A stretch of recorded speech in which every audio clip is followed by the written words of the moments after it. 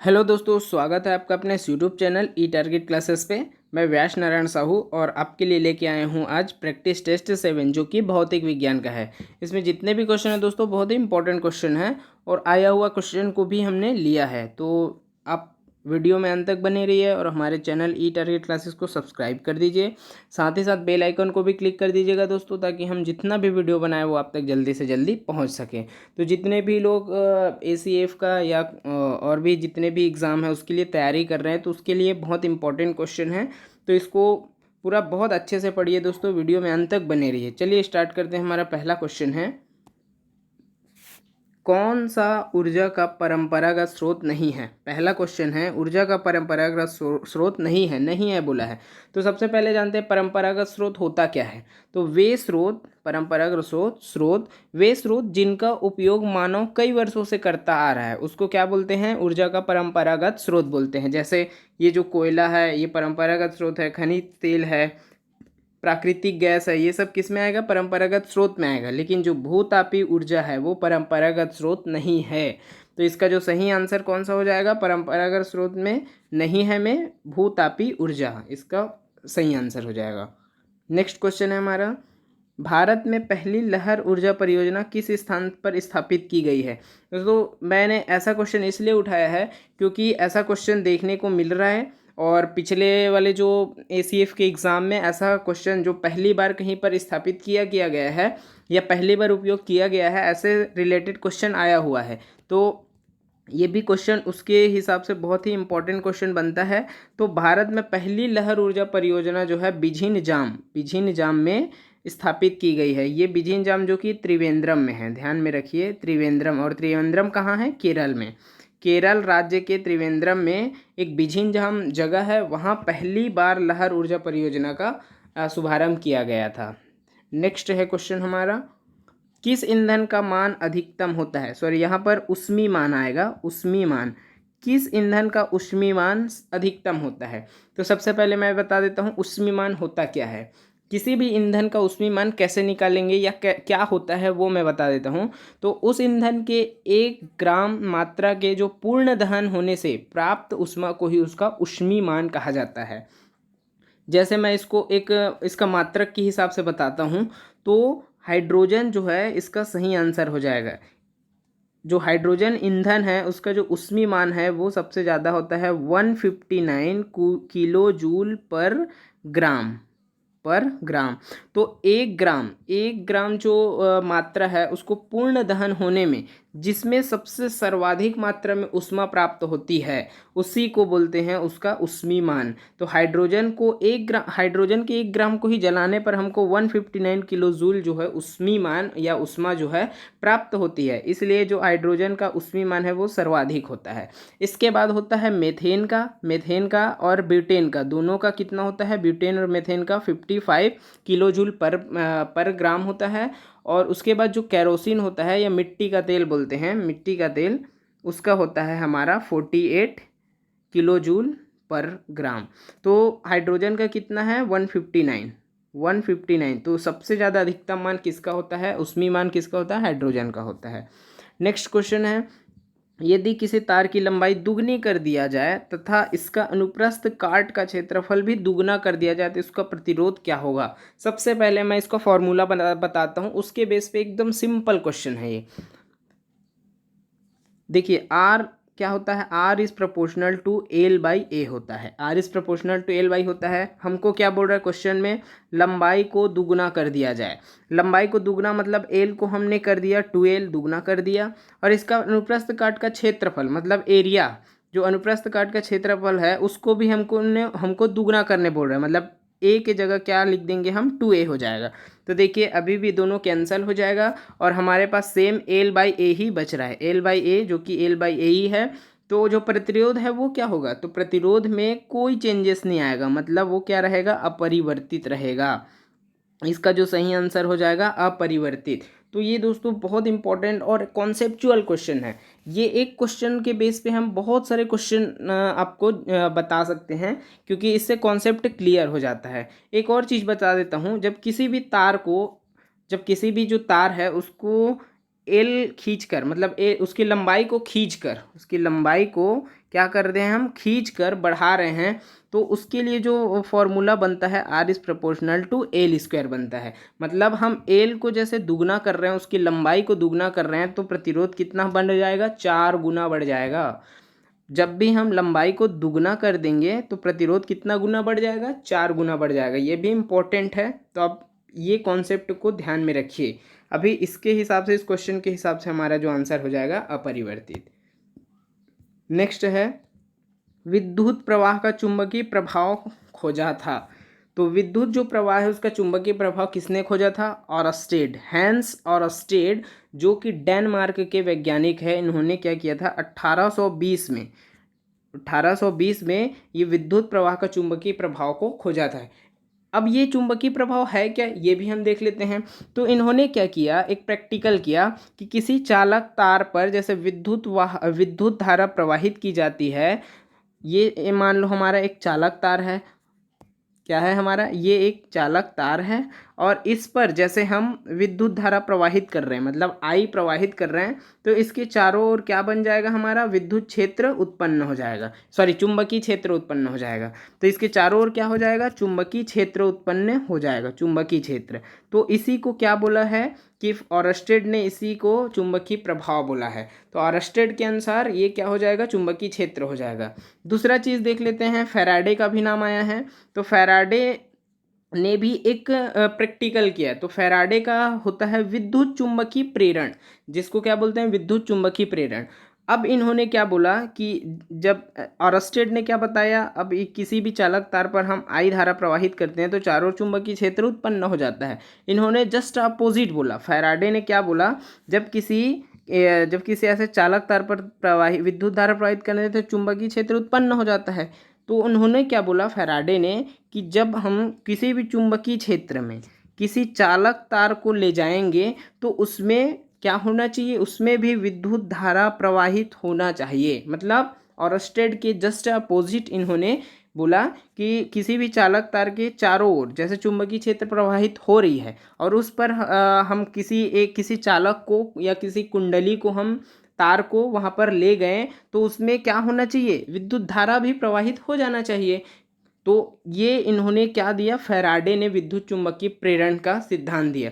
तो इन्होंने जब 1831 में, मतलब 11 साल के जो अथक प्रयास हैं उनके हिसाब से, उनके बाद ही इन्होंने ये खोजा कि किसी भी जो चुंबकीय क्षेत्र है वहाँ जब हम किसी कुंडली को जब हम ले जाते हैं तो उसमें विद्युत धारा भी प्रवाहित होने लग जाती है। तो ये क्या हुआ, फैराडे के चुंबकीय प्रभाव का नियम, जिसको विद्युत चुंबकीय प्रेरण भी बोला जाता है। लेकिन इसका चुंबकीय प्रभाव के हिसाब से कौन सा आ जाएगा, हमारा ऑरस्टेड।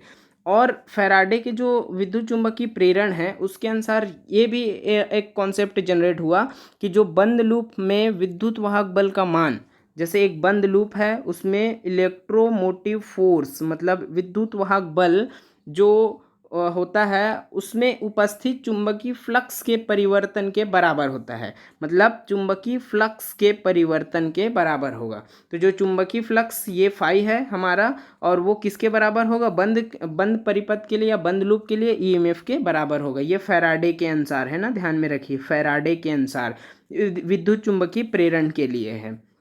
तो ये कॉन्सेप्ट क्लियर हुआ दोस्तों। ठीक है, आगे बढ़ते हैं। किसी चुंबक की आकर्षण शक्ति सबसे अधिक होती है। तो कोई भी, जैसे ये चुंबक है, इसका नॉर्थ और ये साउथ है, तो ये जो कोई भी चुंबक होता है उसका जो आकर्षण शक्ति सबसे ज़्यादा किस में होता है, उसके किनारों पर होता है। मतलब उसके पोलर्स पे होता है, पोलर में या ध्रुव में या पोल में बोलते हैं। तो सबसे ज़्यादा जो इसका आकर्षण शक्ति किस में होगा, किनारों पर होता है। नेक्स्ट क्वेश्चन है, चुंबकीय क्षेत्र का मात्रक है। तो चुंबकीय क्षेत्र का मात्रक कौन सा हो जाएगा, चुंबकीय क्षेत्र का मात्रक है गॉस। क्या हो जाएगा, गॉस। और वेबर किसका है, वेबर जो है चुंबकीय फ्लक्स का है, चुंबकीय फ्लक्स, ये भी ध्यान में रखिए आप। वेबर चुंबकीय फ्लक्स का है और चुंबकीय क्षेत्र का गॉस है। इंपॉर्टेंट क्वेश्चन है, बहुत इंपॉर्टेंट है दोस्तों। तो अच्छे से पढ़िए इस चीज़ को, और ऐसा पढ़िए, वीडियो को बार बार देखिए ताकि आप बहुत सारे चीज़ क्लियर हो जाए, यहीं से क्लियर हो जाए। हमको क्या है, क्वेश्चन से ही हमको कॉन्सेप्ट क्लियर करते जाना है, तो उसके हिसाब से मैं आपको बताते जा रहा हूँ। नेक्स्ट है डोमेन में परमाणुओं की संख्या होती है, मतलब एक डोमेन में परमाणुओं की संख्या होती है। अब सबसे पहले मैं बता देता हूँ डोमेन होता क्या है। तो डोमेन किसको बोलते हैं? जो लौ चुंबकीय पदार्थ होता है उसमें बहुत सारे परमाणु मौजूद होते हैं। तो लौ चुंबकीय पदार्थ के प्रत्येक परमाणु ही एक चुंबक होता है, प्रत्येक परमाणु ही क्या होता है? एक चुंबक होता है। तो उसमें असंख्य परमाणु मौजूद होते हैं, असंख्य परमाणु मौजूद होते हैं। तो ये क्या हो जाएगा कि उसी को उसका क्या बोलते हैं? डोमेन बोलते हैं। तो एक डोमेन में इसका जो सही आंसर हो जाएगा 10 की घात 18 है दोस्तों, 10 की घात 18 से 10 की घात 21, 10 की घात 18 से 10 की घात 21 इसका क्या हो जाएगा? सही आंसर हो जाएगा। एक और प्रवृत्ति बता देता हूँ, चुंबक का एक प्रॉपर्टी होता है, जैसे चुंबक को हम गर्म करते हैं तो गर्म करने पर क्या होता है? 1:T। मतलब जैसे जैसे हम ताप बढ़ाएंगे तो चुंबक का जो चुंबकत्व है, या चुंबकत्व लिख लेते हैं यहाँ पर, वो क्या होता है? कम होने लग जाता है। नेक्स्ट क्वेश्चन है, तांबे की एक तार के आयताकार कुंडली किसी विद्युत क्षेत्र में घूर्णी गति कर रही है। इस कुंडली में प्रेरित विद्युत धारा की दिशा में कितने परिभ्रमण के पश्चात परिवर्तित होता है? तो इसका जो सही आंसर हो जाएगा क्या हो जाएगा? हाफ जो राउंड है, मतलब प्रेरित विद्युत वाहक बल जो है हाफ राउंड के बाद परिवर्तित हो जाता है। इसमें ध्यान में रखिए, ये हाफ राउंड हो जाएगा। नेक्स्ट क्वेश्चन है, एक फ्यूज तार का सिद्धांत है, मतलब जो फ्यूज तार होता है वो किस सिद्धांत पर कार्य करता है? ये इंपॉर्टेंट है, वेरी वेरी इंपॉर्टेंट क्वेश्चन है। तो इसका जो सही आंसर हो जाएगा विद्युत का उष्मी प्रभाव। विद्युत का जो उष्मी प्रभाव होता है वो, उसमें ही फ्यूज तार का जो सिद्धांत है वो, या फ्यूज तार है वो काम करता है। अब फ्यूज तार के बारे में थोड़ा सा बता देता हूँ। जो फ्यूज तार होता है उसका जो उसमें वो जो उसमें जो मिश्र धातु होता है फ्यूज तार, वो किसका किसका होता है? 63% टीन का होता है, टीन का, प्लस 37% किसका होता है? लेड का होता है। 63% टीन और 37% लेड, इन दोनों का मिश्रण ही क्या होता है? फ्यूज तार होता है। फ्यूज तार का एक प्रॉपर्टी होता है कि इसका जो गलनांक है, गलनांक क्या होना चाहिए? कम होना चाहिए। और प्रतिरोधकता जो होता है, इसका प्रतिरोधकता वो क्या होना चाहिए? हाई होना चाहिए या उच्च होना चाहिए। इसको फ्यूज तार का ये प्रॉपर्टी है। इसमें से बहुत इंपॉर्टेंट क्वेश्चन है ये। क्वेश्चन हमेशा 2016 2017 और 17 दोनों बार जो चुंबकीय जो उष्मी प्रभाव है, विद्युत का उष्मी प्रभाव से ऐसा रिलेटेड क्वेश्चन देखने को हमेशा मिला है दोस्तों। तो बहुत अच्छे से ध्यान रखिए, फ्यूज तार का जो गलनांक होता है वो कम होना चाहिए और प्रतिरोधकता जो है उच्च होना चाहिए। और इसमें एक और चीज़ बता देता हूँ कि जब भी कोई भी तार है या कुंडली है, उसमें जब हम विद्युत धारा प्रवाहित करते हैं तो उस तार के जो त्रिज्या होते हैं उसके और धारा के बीच क्या संबंध होता है? I=R3/2। ध्यान में रखिए इस चीज़ को भी। मतलब किसी भी तार में हम विद्युत धारा प्रवाहित करेंगे तो उसका जो त्रिज्या है और वो तार है, मतलब तार की त्रिज्या और तार पर होने वाली प्रवाहित होने वाली धारा, उन दोनों के बीच ये रिलेशन होता है। जब भी क्वेश्चन आए तो ये वाला आप जो फॉर्मूला है उसको अप्लाई करके बता सकते हैं। नेक्स्ट क्वेश्चन है, बल्ब को तोड़ने पर तेज आवाज़ होती है, क्यों? किसी भी बल्ब है, वो बल्ब जैसे टूटा तो क्या होती है? एकदम जोर से आवाज़ आती है। वो किस वजह से होती है? जो बल्ब के अंदर निर्वात होती है उस पर वायु, बाहर का जो वायु होता है वो तेज़ी से प्रवेश करता है। तो इसमें क्या होता है? इसीलिए तेज़ी से आवाज़ आता है इसमें। अब देखिए, ये बल्ब में जो एक फिलामेंट लगा होता है, तंतु लगा होता है, उसको क्या बोलते हैं? टंगस्टन लगा होता है। अब ये टंगस्टन में जो फिलामेंट है, मतलब पिछले बार जो क्वेश्चन आया था फिलामेंट से रिलेटेड आया था, तो फिलामेंट के बारे में भी हम देख लेते हैं थोड़ा सा। फिलामेंट क्या होता है? फिलामेंट का जो वो होता है, क्या बोलते हैं, प्रतिरोधकता होता है और गलनांक होता है, दोनों क्या होना चाहिए? उच्च होना चाहिए, अति उच्च। प्रतिरोधकता और गलनांक दोनों के दोनों क्या होना चाहिए? अति उच्च होना चाहिए। ये बल्ब का फिलामेंट वाला, फ्यूज तार वाला, ये बहुत इंपॉर्टेंट है। इससे क्वेश्चन डेफिनेटली आपको देखने को मिलेगा ही, और दोनों बार क्वेश्चन पूछा गया है 16-17 दोनों में दोस्तों। नेक्स्ट क्वेश्चन है, माध्यम के तापमान में वृद्धि के साथ प्रकाश की गति क्या होती है? तो इसका जो सही आंसर हो जाएगा हमारा क्या हो जाएगा? अपरिवर्तित। जब भी हम माध्यम के तापमान को बढ़ाएंगे तो जो प्रकाश की गति बोला है यहाँ पर, तो प्रकाश की गति भी क्या रहती है? अपरिवर्तित रहती है। नेक्स्ट क्वेश्चन है, हमारे देश में विद्युतन्मय तार व उदासीन तारों के बीच विभवांतर होता है। विद्युतन्मय तार किसको बोलते हैं? जीवित तार, जिस पर जो धारा है वो प्रवाहित होती है। धारा जैसे मतलब जो करंट है वो फ्लो होता है उसको विद्युतन में तार बोलते हैं, और जो न्यूट्रल होता है उसको उदासीन तार बोलते हैं। तो इन दोनों के बीच जो विभवांतर होता है वो कितना होता है देश में 220 वोल्ट से होता है। और घर घर में जैसे यूज़ करते हैं इसीलिए घर का जो विभवांतर बोलते हैं 220 से 250 वोल्ट के बीच होता है, ध्यान में रखिए। फ्रीक्वेंसी बोला जाए, घर में जो विद्युत यूज़ होता है उसका जो फ्रीक्वेंसी बोला जाए तो फ्रीक्वेंसी कितना होता है 50 हर्ट्ज़ होता है, ये भी आप ध्यान में रखिए 50 हर्ट्ज़। और एसी धारा इस जो घर में होता है यूज़ वो एसी धारा का यूज़ होता है 50 हर्ट्ज़ के साथ। नेक्स्ट क्वेश्चन है एक आदर्श अमीटर का प्रतिरोध होता है, वेरी वेरी इंपॉर्टेंट क्वेश्चन है। तो आदर्श अमीटर का प्रतिरोध क्या होना चाहिए, शून्य होना चाहिए। एक आदर्श अमीटर का प्रतिरोध शून्य होना चाहिए। अब ये शून्य होना क्यों चाहिए ये भी मैं इसका रीज़न बता देता हूँ। जो अमीटर होता है वो क्या होता है, किसी भी जो परिपथ होता है उसमें जो प्रवाहित विद्युत धारा होती है उसको मापने के लिए यूज़ किया जाता है। ये एक मापक यंत्र है अमीटर। तो क्या होता है कि जो अमीटर का मान जितना कम हो, जितना मान उसका जो मान है वो जितना कम हो वो उतना ही शुद्ध माप करेगा, किसका, धारा का। धारा को उतने ही शुद्धतम रूप में वो माप सकेगा। तो इसलिए धारा अमीटर का जो प्रतिरोध है वो शून्य लिया जाता है। तो उसका प्रतिरोध शून्य होगा तभी जो धारा है वो एकदम शुद्धतम रूप में मापा जा सकता है, इसलिए अमीटर का प्रतिरोध शून्य होता है।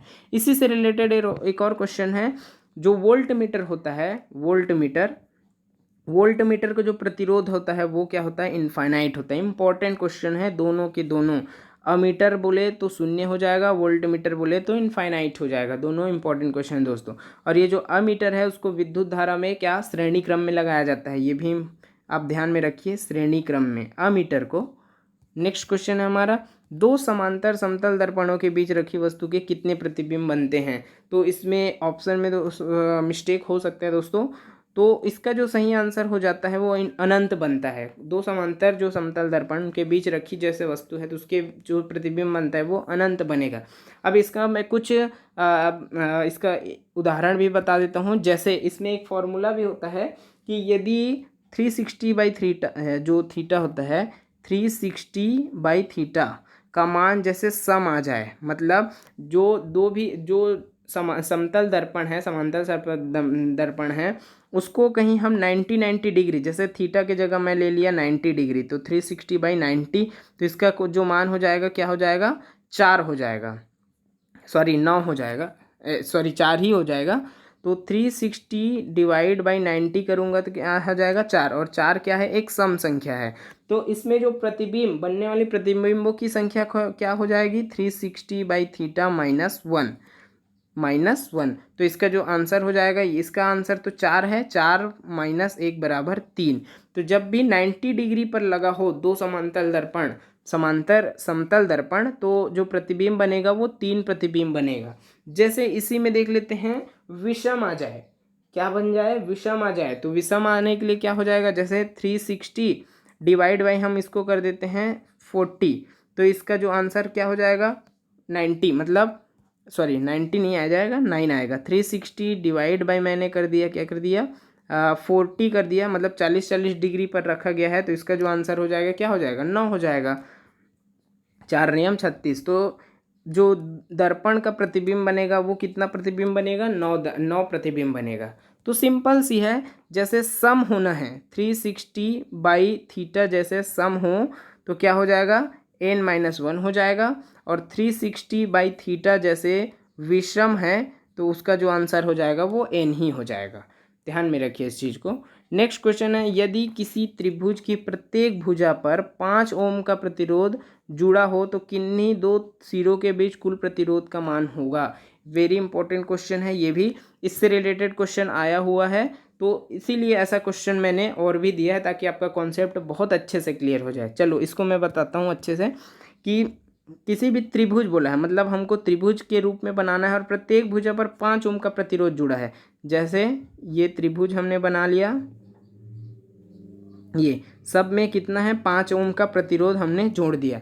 तो किन्हीं भी दो सिरों, कोई भी दो सिरा बोला गया है, इसमें कोई इंगित नहीं किया है, तो कोई भी दो सिरों के बीच प्रतिरोध का मान कितना होगा। सबसे पहले हम ये दोनों को देख लेते हैं, तो ये और ये श्रेणी क्रम में है, तो 5 + 5 मतलब बराबर कितना हो जाएगा 10 ओम हो जाएगा। 10 ओम और ये 5 ओम, ये वाला जो 5 ओम और ये वाला 10 ओम, ये दोनों समांतर क्रम में हो गए अब। तो 1/r बराबर क्या हो जाएगा 1/10 + 1/5। तो इसमें क्या हो जाएगा, ये 10 हो जाएगा 1 + 2, तो इसका जो 3/10 हो जाएगा 1/r का मान। लेकिन हमको तुल्य प्रतिरोध बोला है या कुल प्रतिरोध बोला है। प्रतिरोध, ये तो प्रतिरोध का अपोजिट है, लेकिन हमको प्रतिरोध बोलेगा, तो क्या हो जाएगा इसका सही आंसर 1/r बराबर 3/10 है, तो r बराबर क्या हो जाएगा 10/3 ओम। तो इसका जो सही आंसर क्या हो जाएगा 10/3 ओम। 10/3 ओम जो भी होगा ओम होगा वही उसका आंसर हो जाएगा। तो इम्पॉर्टेंट क्वेश्चन है, कॉन्सेप्ट बस आपको क्लियर होना चाहिए। समांतर क्रम में होता है क्या होता है, श्रेणी क्रम में क्या होता है। नेक्स्ट क्वेश्चन है, वस्तु का प्रतिबिंब आँख के निम्न स्थान पर बनना चाहिए। जब भी हम किसी वस्तु को देखते हैं तो उसका जो प्रतिबिंब हमारे कौन से बिंदु पर बनना चाहिए या कहाँ पर बनना चाहिए जिससे हमको वस्तु स्पष्ट दिखाई दे। तो इसका जो सही आंसर हो जाएगा पीत बिंदु।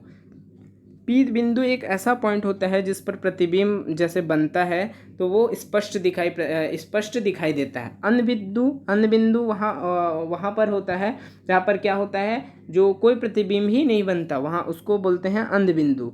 ये अंध बिंदु। आइरिस क्या होता है, आइरिस ये एक प्रकार का जो देशवासियों के अनुसार ही होता है। इसमें आँख में जो विभिन्नताएं दिखाई देती है वो किसी मतलब हर देशों जितने भी देश हैं उसमें सभी का जो आँख है वो दिखने का स्टाइल वो अलग अलग होता है, तो ये आइरिस की वजह से होता है।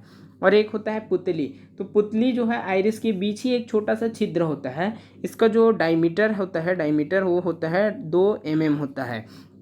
तो आप गौर करेंगे कि जब कभी आप अंधेले कमरे से अचानक से कहीं उजाले में गए, तो जब प्रकाश जो है मतलब तीव्रता, जैसे प्रकाश की तीव्रता बहुत ज़्यादा है तो आपका जो आँख है वो क्या होता है जल्दी से खुलता नहीं है। तो ये किसके कारण होता है, पुतली के कारण ही होता है। प्रकाश के जो तीव्रता है वो जैसे बहुत ज़्यादा है तो ये पुतली है या हमारा आँख जो है अच्छे से खुलता नहीं, वो पुतली की वजह से होता है। लेकिन आँख में जो प्रतिबिंब बनता है वो कहाँ पर बनता है, पीत बिंदु पर बनता है, हमारा सही आंसर। नेक्स्ट है, पूर्ण आंतरिक परावर्तन के लिए शर्तें हैं। तो इसको तो आप डेफिनेटली हमेशा के लिए रट लो, अच्छे से याद कर लीजिए आप। पूर्ण आंतरिक परावर्तन के लिए मैं 2 नियम बता रहा हूँ, 2 कंडीशन होता है। वो पहला होता है कि जो प्रकाश होता है उसको सघन से विरल में ही जाना चाहिए। कहाँ से, सघन टू विरल में ही जाना चाहिए, तभी प्रकाश का पूर्ण आंतरिक परावर्तन हमको प्राप्त होगा, सघन से विरल में। दूसरा क्या होता है, जो आपतन कोण होता है, आपतन कोण का मान हमेशा क्रांतिक कोण से बड़ा होना चाहिए क्रांतिक कोण से। तो देखिए ऑप्शन कौन सा हो जाएगा, आपतन कोण का मान क्रांतिक कोण से सदैव कम होनी चाहिए, गलत हो जाएगा। आपतन कोण का मान क्रांतिक कोण से सदैव अधिक होना चाहिए, ये हमारा एक कंडीशन सही है। प्रकाश का किरण विरल से सघन में जाना चाहिए, गलत हो जाएगा। आपतन कोण क्रांतिक कोण से सदैव बराबर होने चाहिए, ये भी गलत हो जाएगा। तो हमारा जो सही आंसर हो जाएगा बी वाला ऑप्शन। नेक्स्ट क्वेश्चन है, एक वृत्ताकार कुंडली में धारा प्रवाहित हो रही है तो कुंडली का चुंबकीय आघूर्ण होगा। तो इसका मैं डायरेक्ट इसका एक फॉर्मूला होता है, वो डायरेक्ट फॉर्मूला बेस पे ही क्वेश्चन आता है। तो आप फॉर्मूला याद रखिए, F is proportional to L square. मतलब जो चुंबकीय आघूर्ण होता है, ये चुंबकीय आघूर्ण क्या होता है, उसके लंबाई के वर्ग के समानुपाती या अनुक्रमानुपाती होता है। तो ये इसका आंसर हो जाएगा, कौन सा वाला है, कुंडली किसमें है, सी वाला ऑप्शन। कुंडली के तार की लंबाई के वर्ग के समानुपाती, ये हमारा क्या हो जाएगा, सही आंसर हो जाएगा। नेक्स्ट क्वेश्चन, एक वस्तु अवतल लेंस से वक्रता केंद्र पर रखी है, अवतल लेंस वाला है तो वक्रता केंद्र पर रखी है, तो उसका प्रतिबिंब कहाँ पर बनेगा। तो इसका जो सही आंसर हो जाएगा वो वक्रता केंद्र पर ही बनेगा। ये अवतल लेंस का जो प्रतिबिंब जो इमेज रचना होता है, प्रतिबिंब रचना होता है, उसमें से क्वेश्चन डायरेक्टली उठा सकते हैं दोस्तों, तो उसको भी आप अच्छे से याद रखिए। तो ये जितने भी क्वेश्चन है बहुत इंपॉर्टेंट क्वेश्चन, हमने क्वेश्चन कम लिया है लेकिन बहुत इंपॉर्टेंट क्वेश्चन को ही लिया है ताकि आपका कॉन्सेप्ट बहुत अच्छे से क्लियर हो जाए दोस्तों, कि जब भी कोई क्वेश्चन आए तो वो आपसे बहुत अच्छे से कॉन्सेप्चुअल बेस पे बनना चाहिए। तो ये आज का क्वेश्चन है, इतना क्वेश्चन है। नेक्स्ट और एक क्वेश्चन देख लेते हैं हम कि सौर सेल परिवर्तित करती है, सौर सेल परिवर्तित करती है। तो इसका जो आंसर है आप हमको कमेंट बॉक्स में कमेंट करके बताइएगा। और वीडियो अच्छा लगे तो ज़्यादा से ज़्यादा लाइक कीजिए, शेयर कीजिए। हमारे जो चैनल है ई टारगेट क्लासेस उसको सब्सक्राइब कर दीजिए दोस्तों, ताकि हम जितना भी वीडियो बनाते हैं वो उसको आप ज़्यादा से ज़्यादा शेयर कीजिए ताकि हमको ऐसा मोटिवेशनल मिलते रहे। Thank you.